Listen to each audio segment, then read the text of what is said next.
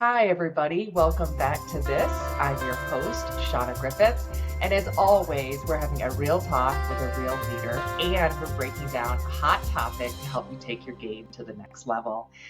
Today's episode is really special to me, folks. It focuses on a topic that is very close to my heart, my soul, my life's work, what I feel is my purpose. And really around learning and growing and evolving for ourselves and others. And so much of my work is really helping others, be it a person and business, pursue optimal performance. So that is the gist. But the topic we are breaking down is breaking down personal growth and professional advancement because, folks, the two are linked more than a lot of people live and realize. So it is my absolute honor to welcome Rhonda George-Denniston. Thank you so much for joining today. Shauna, thank you for having me. I really appreciate being here. So thank you. Yeah, absolutely. So, folks, Rhonda is chief. I'm going to use some notes here, which I don't usually, but Rhonda, you bring a lot to the table, lady. Chief Learning and Development Officer at TBWA Worldwide, which, folks, if you're not familiar with the agency world, it is an advertising agency.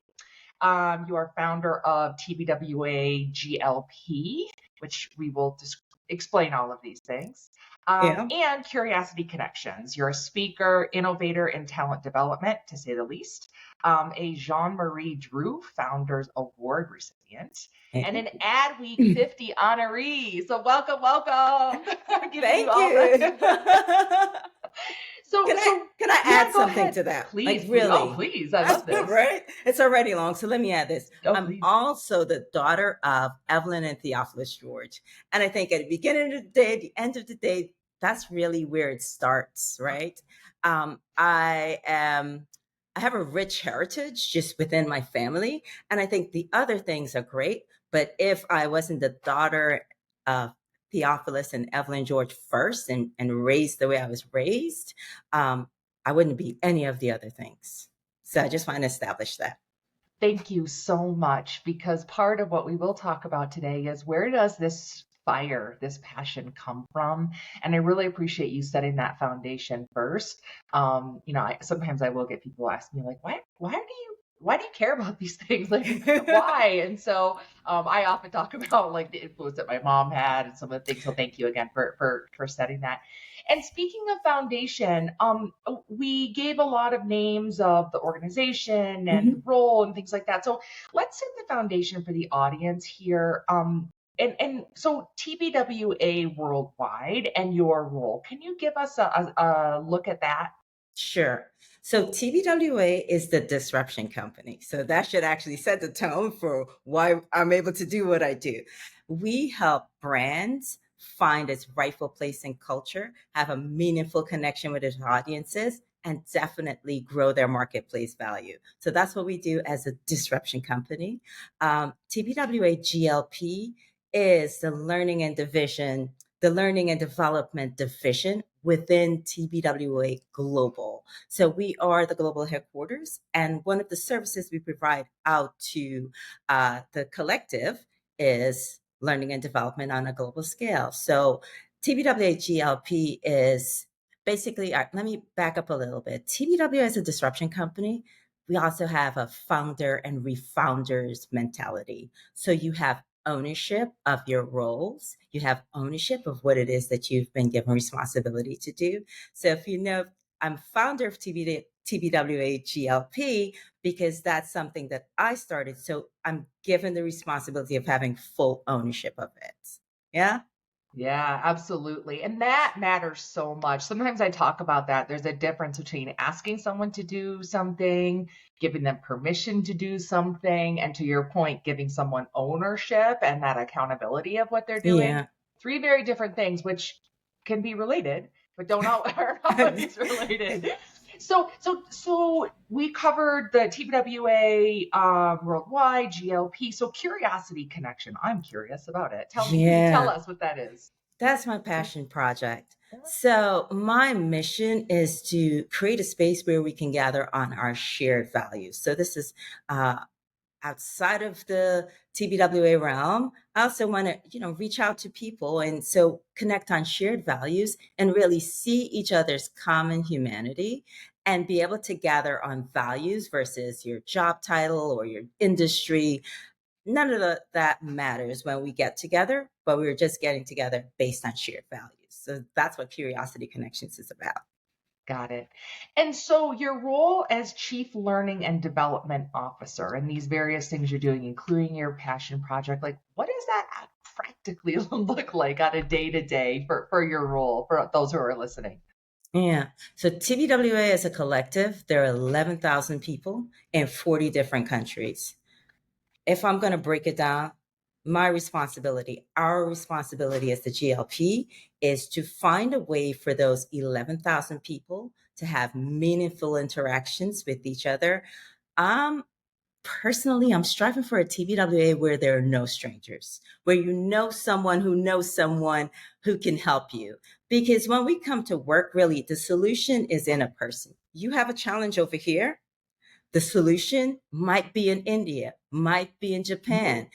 If you have had a meaningful exchange with people within those agencies or even with that person, then you can collaborate. And that's when innovation happens. That's when we're our most creative, when we're collaborating, bringing our different lived experiences to the table, and we're able to express that in our own uniqueness. Yeah. And you said something earlier about like when we were talking about authenticity. And I think that's part of what I take from what you're saying is that there's a thread of authenticity in this. So when these people can get together, they're feeling safe to be their authentic selves and then to really be able to thrive being there for one another. It's truly amazing to see when groups like that within kind of an umbrella organization are able to connect that way because I think Yeah. it really dials down where competition sort of can exist in other places. So it's just an observation that I've had. Oh, that's a keen observation. And I think for TBWA, that's why this role, sitting at the corporate level or sitting in global as part of the global team, it really removes the competitive nature of things. So when we bring people together, one, you're coming from every part of the world, right? You don't know each other. So you're on common grounds, right? So you come into it not knowing each other and then you leave as friends. So we want to create the conditions for you to really get to know each other. So really, when we started doing the programs, at first it was like, okay, let's gather in the region, right? Mm. Because then, well, economically, it makes sense. It'll be less expensive. But yes, it was more efficient, but less impactful because in the region you tend to have similar cultures and you tend to just then remain within your comfort zone.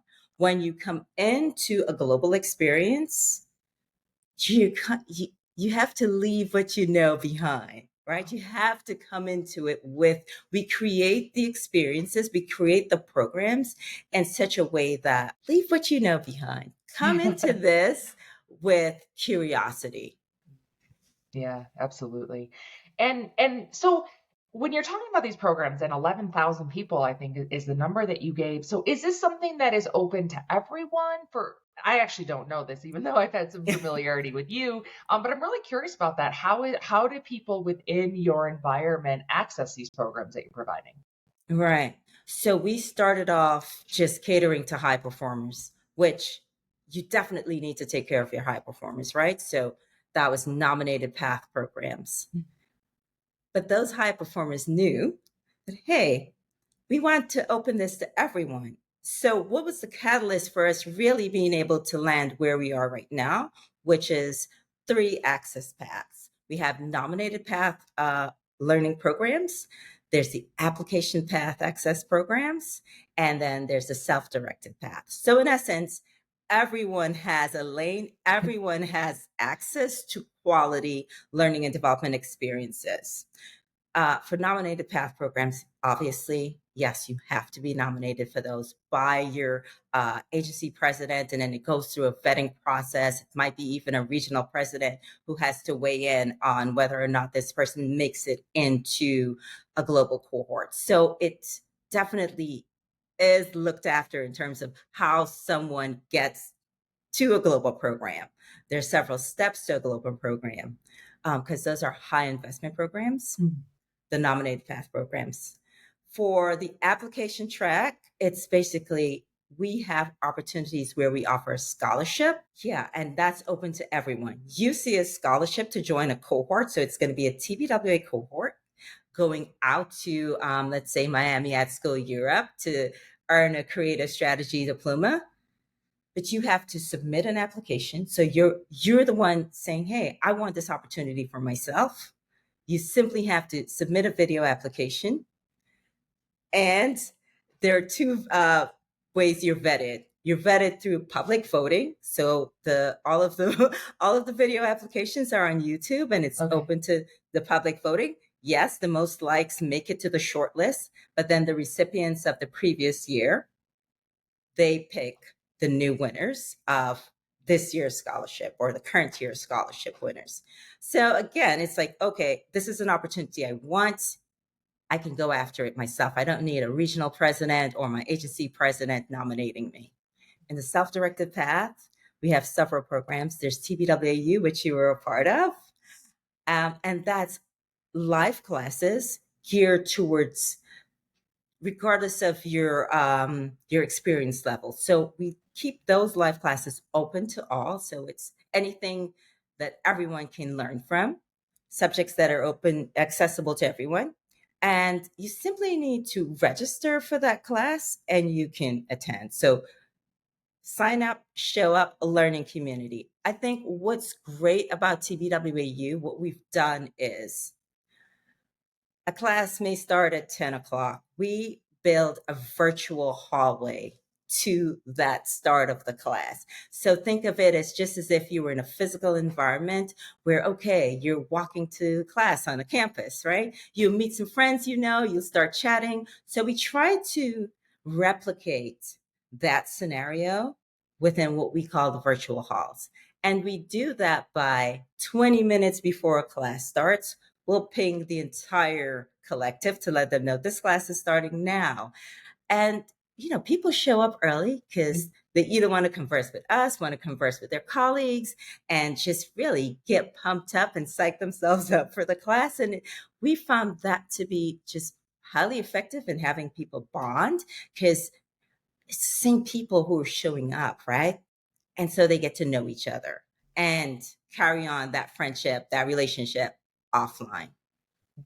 Thank you for going into the detail on this. And audience, I specifically wanted to go about it this way because I want people who are hearing this to see new possibility, to feel that curiosity sparked and think, well, maybe there are some things that Rhonda is doing that we could adopt and put within our own organization. And it is really incredible to see the impact. So, folks, I always tell you how I know my guests. So, I am not a part of TBWA, but I had the joy of being invited, your generous invitation to myself and my change colleague, Bob Wiesner, who you have known for a while. Yeah. So, we had the opportunity to come and lead one of your live classes. One of your colleagues, Ceylon, Yes. was amazing. She was so fun to lead that and just with so much energy. And I could feel that. We gave our talk on a bit of a nerdy topic of revenue growth. But here's the thing, the reason why I say that is because you could feel the energy, the engagement. There were over 350 people globally who attended, and they were so engaged. And not just with us, but with each other. And again, to your point, that's what I could see. And I had the honor of being able to speak to different groups. And there was something very unique about your group is that, again, not only were they engaged in the conversation with those of us, Bob and I who were presenting, but also with each other. They were having fun. And I'm really glad that you described the different, ways that the pathways that people can be involved. Because again, I think, and you and I have had an exchange about this, I think there's too many times that these type of programs, learning, development, coaching, it's only for people once they get to a leadership seat, Right. or it's not at all, or it's for people who are like just more senior in their career. And I truly believe you cannot start early enough, Right. in your journey. So I'm really curious about your thoughts about that time frame, and for when this is so important. Oh my gosh, we're totally aligned. At TBWA, we have 6 learner stages, right? So they're categorized as new to the ship, and that's a set of programs that's geared to anyone that's global onboarding, right? So if you're new to TBWA, learn the TBWA way of doing things, and then you're able to bring your own unique way of doing it to make your special sauce. So that's new to the ship. And then we have what we call emerging, and these are juniors, so people who are either new to the industry, new to working. Then there's thriving. So people who are further along in the organization, starting to see their impact and might be first time managers. There's let's go back. New to the ship, emerging, thriving, rising. And that's people who are gaining more influence within the agency, influence within the industry. Then leading are people who manage the organizations or lead the organization. And so that would be your MDs, or they're responsible for a big account. And then we have executives, right? So really, the mindset here is that everyone should learn. First, you have to learn managing of self. So to your point, we don't wait until you get into a leadership role to then have programs available and accessible to you, right? It's first start with self. So that would be things that are geared towards people who are emerging, because then, okay, you're responsible for your output, right? What does that look like? How do you get along with your colleagues, right? What's that relationship like? How are you really managing up? How are you? So we're doing that throughout. And that's why we established the 6 learner stages, because one, it's never too early to start and you're never done. So it's from emergent to executive. 100%. To your point, we are so aligned. Even, to the part of it starts, we have to be able to lead ourselves first before we expect ourselves to be able to lead anyone else. And to your point, it is an odyssey. We continue this journey, and I just really applaud and celebrate whatever words we want to use there, for that. It's because the thing that it hit me as you were describing those 6 stages is setting people up for success every step of the way. And it's a perfect time for me to share with the audience. Folks, this is something that Rhonda has created, and you have had a remarkable run at TBWA. So Mhm. you started as an executive assistant, if I'm Yes, correct, you and are. you have really created your own journey in which you're thriving and you're helping others to thrive, and it truly is remarkable. And part of the reason why I point this out is because, folks, when we first met and Rhonda was sharing her story, I was so compelled when I heard that element. And when you shared with me that part of your journey was literally creating your own job descriptions, and talk about empowerment, but also talk about that holding yourself accountable. So please share with us, like, how have you been able to do this? I think it's a combination of you Mhm. as well as the environment. Oh, definitely. I would say the environment lends itself to it.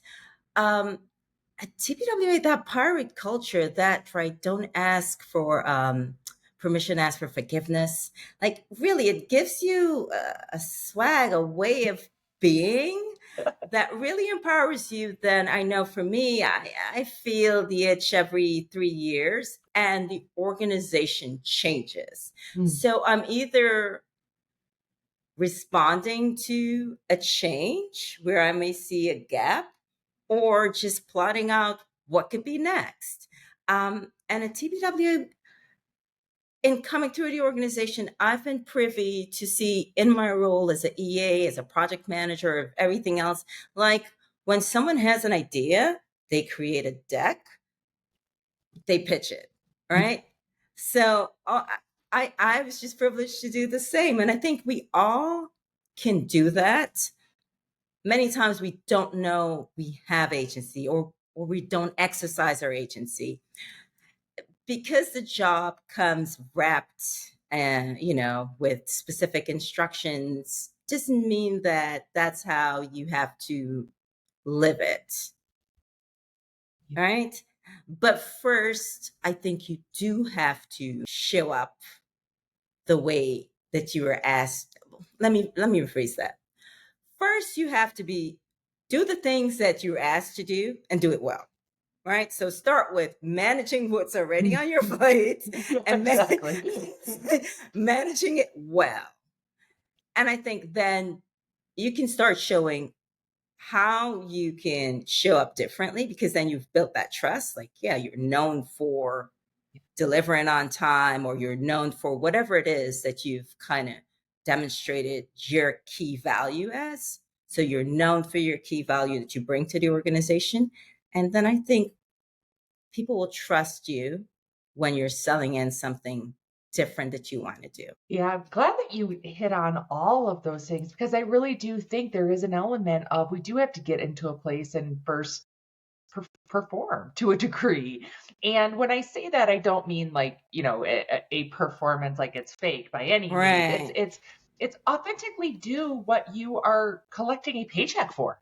Right. Yes. And this is why I talk about performing optimally, because you want to be feeling good about it. You want to be able to be proud of the work that you're doing. And to your point, you are setting a tone, and then people know what to expect from you. And that's when I think that is you have more ability to pick your head up and start to see the landscape and figure out what could your next step be. And I think Right. that, traditionally a lot of places, no one necessarily tells you if you want to do something, create a deck and pitch it. And when you gave that example, I actually kind of like smiled as I did, because I did that in my career at one Ah! point when I was moving from New York City to Colorado. And I literally was like, well, I'm going to pitch this idea. And, so I think, but I got there because of the work that I had done previously. Right. Right. And I think a lot of times you hear generationally, people can be a bit sort of want the next step a little soon in a journey, or, before perhaps they've even proven themselves to themselves is the first important thing there. So again, I just point these things out because, and kind of again, echoing what you're saying about a bit of a journey, and then being able to, throughout the journey, picking your head up and then figuring out where you need to go, because our careers, just like who we are as we walk this earth, is our responsibility to guide. And you've been an incredible example of that. So thank you for allowing us to sort of zoom in on this part. Oh my gosh, thank you. Just staying with that for a little while. One of the things that we've introduced to the global learning programs is building your brand, right? And it's really in response to how do you get career advancement, or how do you accelerate your growth? And so it's building your brand within the brand, right? What are you known for? And really, there's several ways of putting this in. I think Okay. first it starts with you. So to your point, you have to show up with excellence. You have to show up at your best. And once you've fed yourself, done all of the things that you need to do to show up at your best, then you're equipped to put the brand first, put the agency, and then look for your growth. Because then it's like, okay, you're going to be able to do what's best for the brand, and you're going to be doing what's best for the agency. And then hey, what's best for me in terms of connecting the dots between yourself, the agency, and the brand. But first, I think we all have to start doing what we need to on a personal level to perform at our best. And it's so unique for each individual. And I know that a lot of times in corporate America, we try to figure out how do we make things the same for everyone. I think there's a lot of room to figure out how do you actually make things set each person up for success differently. But to your point, that is something that I think is upon each person to do some self-awareness, some work, and to figure Right. out what do we need, and how do we set ourselves up for success. And sometimes that means we have to figure out how to hack our way through to success, to showing up, to your point, with excellence every day, because if we can't do it for ourselves, then somebody else, it's really hard for someone else who's a manager or someone else to like figure out what we need specifically. So I think there's a real, to your, I think we're both saying the same thing, is there's a lot Yeah. of that work on ourselves first, and Yeah. then, get to those next layers, call it. Yeah, because it would even give you the articulation of what it is that you need or where it is Yes. that you want to grow. I think what's happening if you're not working on yourself to know exactly this is how I want to grow, Mhm. then your expectation is my manager should figure out how I should grow within this organization versus going to your manager with a plan, a pitch deck, or Yeah. even stating specifically it's a stretch assignment that you'd like, or hey, I'd like to be responsible for X, or let me help you with Y. If you go in wanting to help the manager succeed and take something off of their plate, I think it'll help you to figure out what it is that you want to do next. It's so true. And sometimes, if for the audience, I don't think either one of us are saying that you have to have it all figured out. There's an element where you can actually go to someone who you feel that safe connection with to say, whether you say, I don't really know what I want to do next. Here are some thoughts. Can we have this conversation? Can you help me with resources, or start to go to other people and seek that guidance? But, again, I think I actually distinctly remember a point in my career when I had a woman, her name was Karen Bronzo, who was my supervisor at the time. And she said to me something that was such a obvious thing, but no one had ever said the words to me Mm, before, which was that if I wasn't taking the action to tell my story internally, and to sort of chart that path for myself, that no one could read my mind. No mm, one was following it and tracking every mood and figuring it out for me. I remember mm. she said it and I was like, oh, right. It was this like light bulb moment. It was a combination of feeling slightly embarrassed because I hadn't figured that out at that stage of my career. I must have been in my early 30s or something, which is, again, I wish I had learned earlier. But thank you again, Karen Bronzo, for for sharing that with me. But I think, again, I think that's why both of us are doubling down on this element of the conversation for the audience, because whether it's people who are going through that themselves, or someone who, if you're a manager, if you're a supervisor, if you're a leader, these are things to remember and to share with the people who are coming up. And we can't assume that they know these things. Yeah, but not that I disagree with Karen. I think there was a point in time, right, when um, the company charted your path. Like, this is the way to go. Absolutely. So you're manager level 1, and after 2 years, you'll go to manager level 2 and 3 and 4 and so forth, right? And then things changed. And I know within our agency world, there isn't that direct linear path. So you have to really start doing the things that you see, okay, I'm best suited for, probably taking in more of those things, Mm-hmm. seeing how it sits with you, and then design a path forward. But I think at the time that you might have gone to Karen, it was just probably coming off that time when, you know what, you had a linear path to success or a linear path to um, leadership. Yeah. It is really interesting how fast things have changed on some things in corporate America, to your point. Things have changed very quickly. They were a certain way for so long, and then there is a period of catch up. And so Yeah. you're right. I think I did get kind of stuck in that, within that. But again, I think it's just that importance. I love what you're saying. And again, you're an example of that. You wrote your job descriptions to get to your next, and again, it sounds like no one told you to do that. That was part of the journey that you sought by doing that self work first. Yeah, I think, Shauna, I might have gone to a Karen.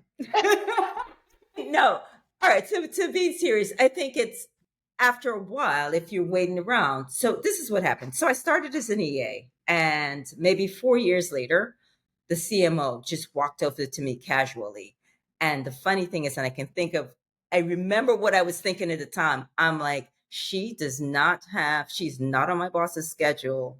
So I'm thinking, this is not going to happen for you. You're not getting in that office. I don't see your name here. And the woman is coming over to offer me a promotion, a new job, a new role. That's what she wanted to talk to me about. And that's what I'm thinking, like, no, no. Right? Hilarious. So that happened. But then after, it's like, all right, 3 years and you're doing the same thing. I'm seeing other things, and no one else is walking over to me. I'm like, oh, wait a minute. I don't want to, I want to move on, right? I want to Right. do these other things because now I'm starting to feel a little restless. I always, if I can do my job with my eyes closed, it's time for me to move on. Right. And so I was at the point where, like, okay, I'm doing the same thing every day. I can do this job now. I'm ready to move on. So no one was coming to me with something else. So I figured I'll determine what I want the next thing to be. And that's what it's always been. So when the CMO hired me into the marketing team, it was as a project manager. That gave me exposure to the entire globe, right? Because part of being a project manager is also producing these large network events and just really hearing how people solve, seeing different people. I mean, it was just, I thought that was the best opportunity for me at that time.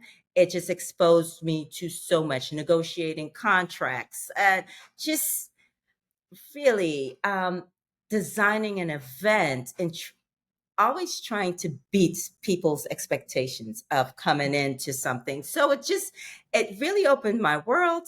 And at the same time, that wasn't my forever path. So after a while, I wanted more.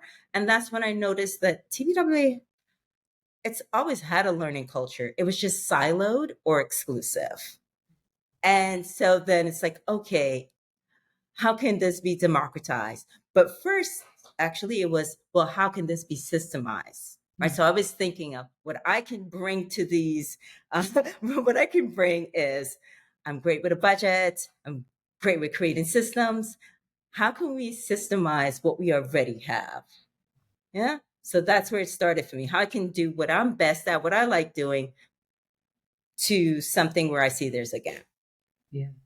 It's so great to hear this story and to see what you've done because I think, a lot of times I talk about just that, when we see, and I'm not like I'm the only one who talks about this, so many people talk about this, but about what it's representation, when you see someone who's done that and then you can see, especially as a woman, as a person of color, then I think that we can say, oh gosh, I can do this kind of thing too. And so that's another reason why I really wanted to share the details of your story so that people don't, because sometimes I think we can feel so stuck.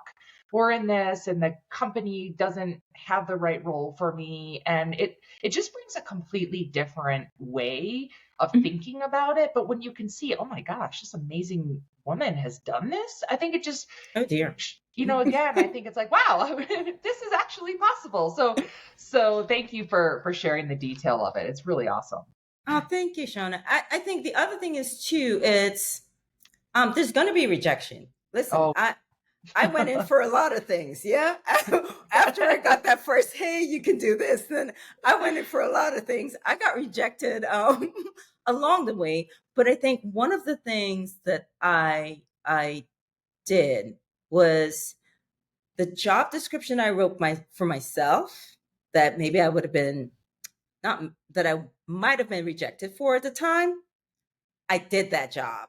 So I oh, incorporated it into what I was already doing. So I was just really always, whether or not, you've given me permission, right? Right, I've right. always expanded my role. So then when I would come back into you, like, all right, so now this is what I'm thinking. This is what I'm thinking. You've already seen me in action. I've already done it, right? So there's that. Yeah, there is that. And I think again, it's like there's an element as I hear you say that is you are proving yourself to yourself by doing those things. And then it was really easy. And again, one of the things that I was so taken with when I first met you was you have such a presence of being self-assured and this gracefulness about you as well as this incredible energy. And I think that over time you develop that because again, like you grow that self-assurance, that confidence because you prove yourself to yourself first. And, then it makes it a lot easier to walk in and say, hey, let's talk about this because I've proven, to myself and to you and others. Right. So I actually we talked about all these things and I'm glad you brought up the part about getting no's because while, a lot of times when you're really strong, air quotes, you seem really strong and resilient and you've done all these things, you can also be the person who's not checked on very much, checked Right. in with, so to say. And, there is an element of getting yourself through challenging moments. So those no's, other things that may come up. So I'm curious, what have you done to continue to get yourself through those moments or to, and to nurture yourself? And that may be from someone else, but I'm again, we are human. So even when you're strong and resilient, we all have those moments too, and we need to find the things that help us through. So I'm curious if you can share some guidance about that. Yeah. Shauna, I have a very strong spiritual practice, right? I'm rooted, I'm anchored spiritually. In fact, to your point, I recently had a birthday, and leading up to the birthday, I was feeling a bit exhausted, right?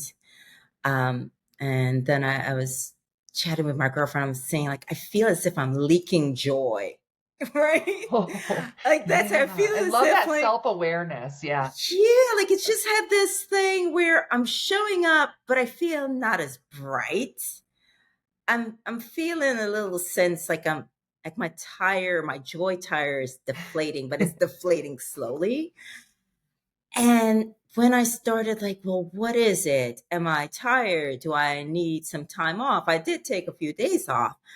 Then I realized I have been straying from my spiritual habits, right? So everything, the way I did it to ground me, my I'm an early riser, right? And I've kind of been like slowly like going beyond the time that is optimal for me to be like up and out and get the quietness of the early morning. So it was just a bunch of little area, like little things that I wasn't doing that I need to do on a daily basis to then be at my best to walk through the door, right? So yeah, spiritually anchored. I think my family is very supportive of me, very supportive. And I would say right now, man, I have an awesome boss. And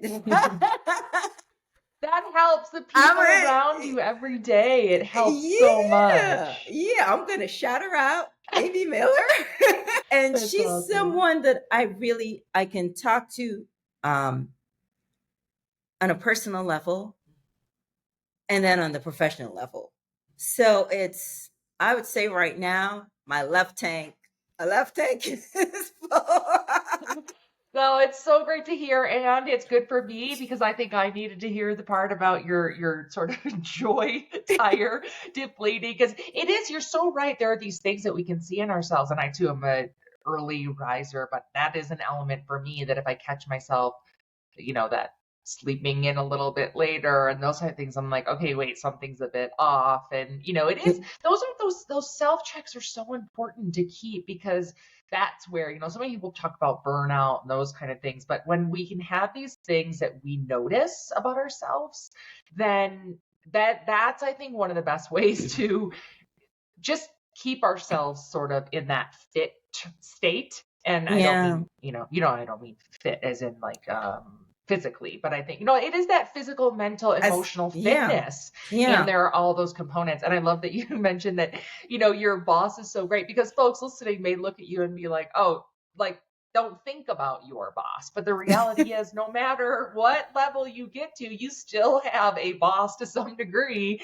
And nurturing that relationship. I love how you specifically said you can talk the business side of things as well as personal. So she really shows up for you. And that, it's critical.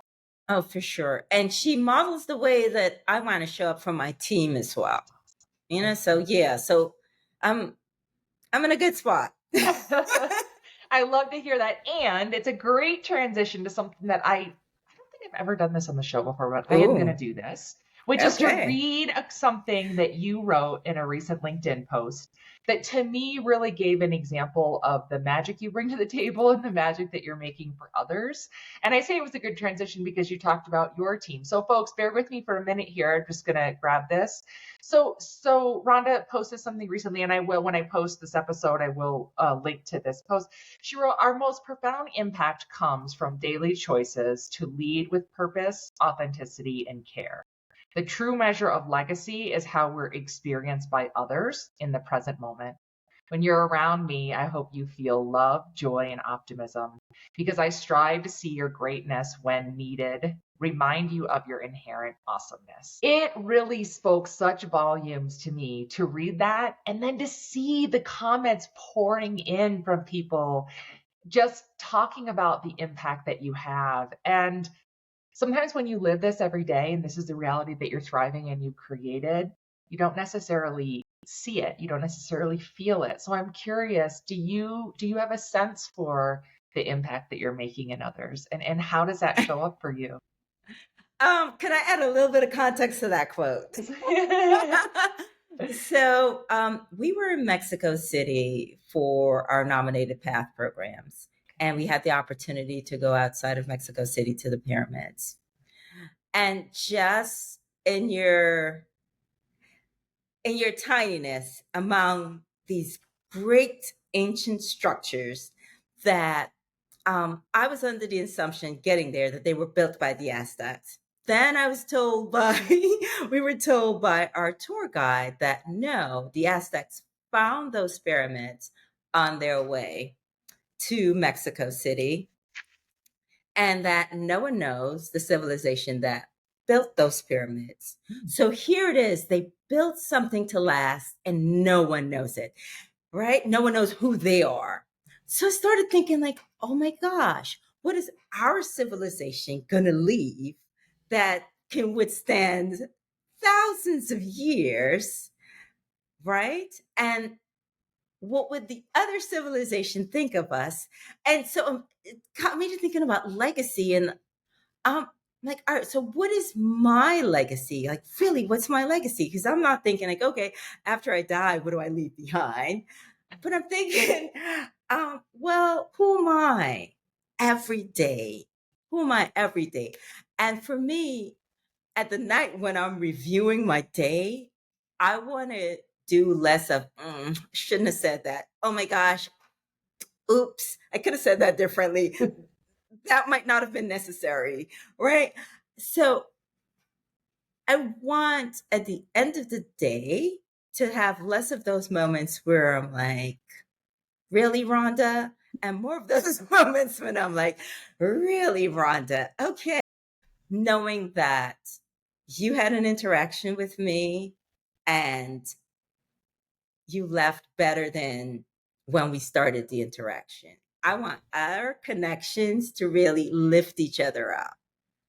Yeah, because I'm leaving this interaction with you feeling better than I started it. So that's because, yeah, you're a wonderful person, and so I want us to be able to see each other's common humanity, see the goodness in who we are. Now I'm sounding very like woo woo, No. and You're soaking it up, folks. I promised Rhonda that I would not expose my fangirl, but I'm fangirling in this moment. but really, because even at the Yeah. programs, like at the programs when Mhm. we started, at one point we were like, we're not going to be tree huggy, right? Right. This is serious business. Right. Now, when I talk about the programs or what I want the experience to be, yes, we're going to be tree huggy because we are total humans. It's not Yeah. just really about getting the work done. It's the person who is bringing themselves to the work that has to be done. And so, yeah, I want people to um, leave my presence feeling better, and I want to be energized by their presence. So, Yeah, yeah. Hey, yeah. it's fantastic. And I meant to say this earlier, so I'm glad that we just shared that last part because as I read that your guiding principle is develop the person and a better leader will emerge. And that is so much of what you just described there, where it's if you have that genuine, that authentic desire to do that and create that environment for yourself and others, then pouring into people and that actually helps to fill up your own joy tire.